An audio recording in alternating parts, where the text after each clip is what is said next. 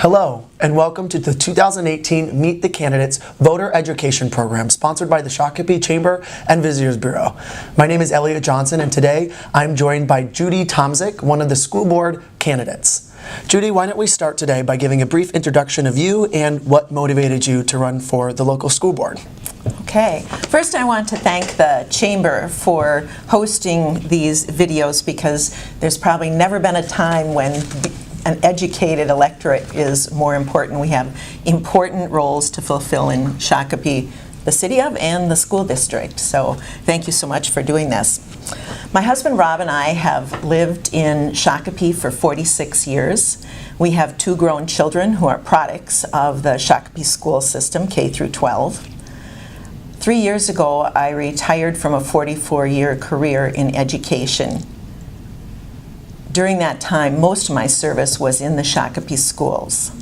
I served as an English teacher. I was the coordinator for gifted and talented programs. I was the reading specialist at the high school for students who were needing to pass the reading test in order to graduate. So I've had a breadth of experience with a variety of students at various ages and abilities. I also was an adjunct professor for St. Mary's University. My last position in Shakopee schools, I worked with classroom teachers in a coaching model. I learned so much through that, and I still, even though I'm retired, I still read educational research because I find it a fascinating subject. I also was an adjunct professor for St. Mary's University. I have advanced degrees in English, curriculum and instruction, educational leadership, and I have an MBA. I'm running for school board because I have a deep belief in the power of education, and I have a passion, especially a passion for Shakopee students, all of Shakopee's students. And if I am privileged to be elected to the school board, I will use careful management of resources to create the best opportunity and challenge for all of our students. Wonderful. Thank you for that introduction. The first question we'll be asking today is, school board members serve their districts using a model known as board governance, whereby the superintendent and district administration manage and school board members govern. Please explain the importance of the 2 roles and how they differ from one another. The school board must focus on the ends, not the means.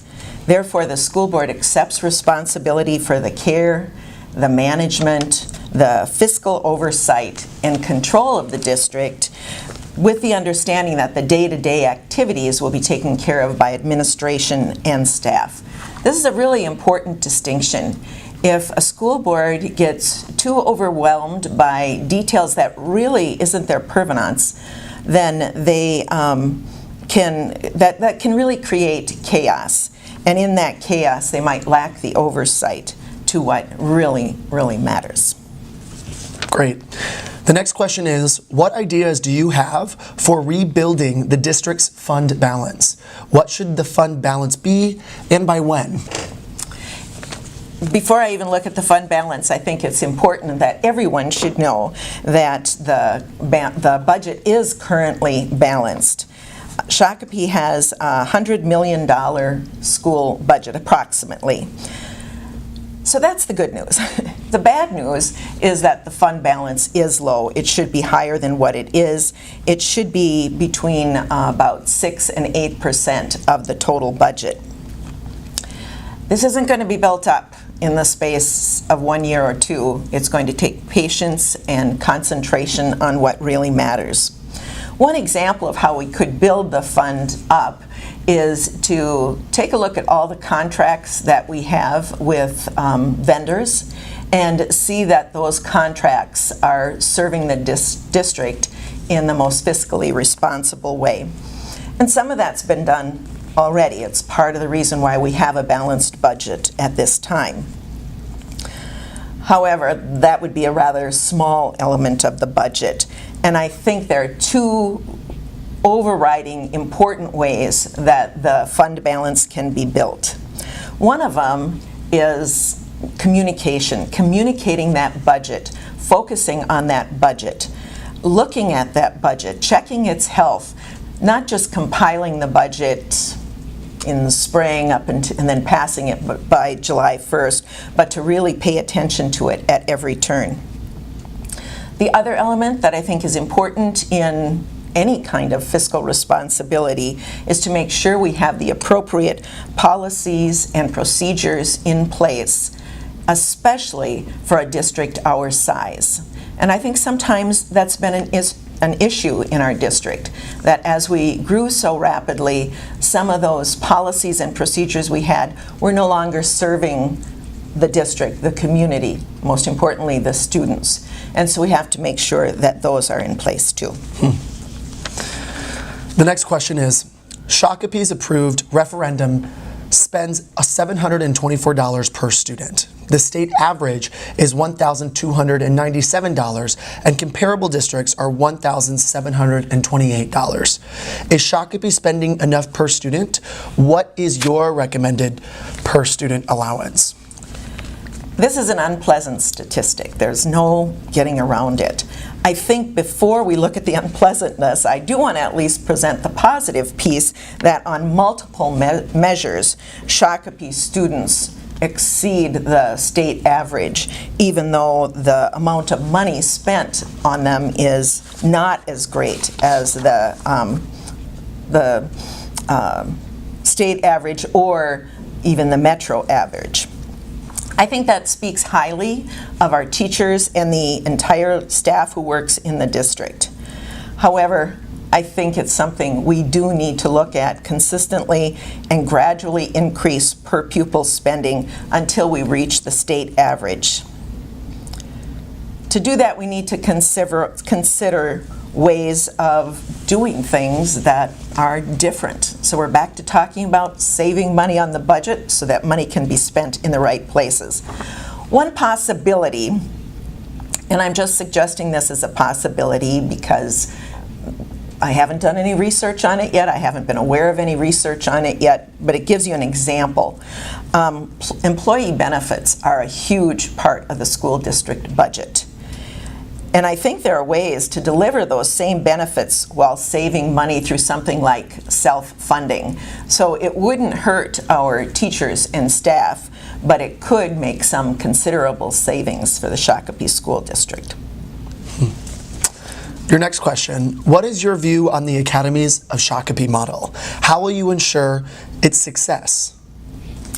It's an exciting time to be involved in K-12 education. The Academies model will provide our students with experiential, hands-on learning and will help them to be better prepared after high school for careers or college. It also was the district's response to helping students feel connected in a large school.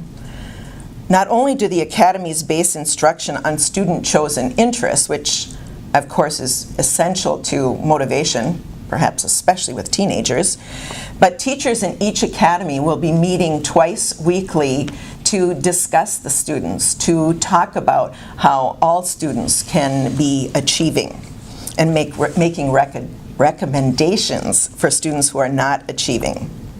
I've heard some concerns from the community, and I would like to try to address some of those at this time. Some people have asked, well, what about the other schools in the district? All this talk about the high school. You know, we're a K-12 school, we're a pre-K-12 school. All the schools have been somewhat affected and will continue to be affected by the idea of the academies. The middle schools already have courses that are designed to prepare students to participate in academies, and the kindergarten through 5th grade students are going to continually receive curriculum that is informed by the understandings that organized and created the academies. Another question that people have is, what about special education students?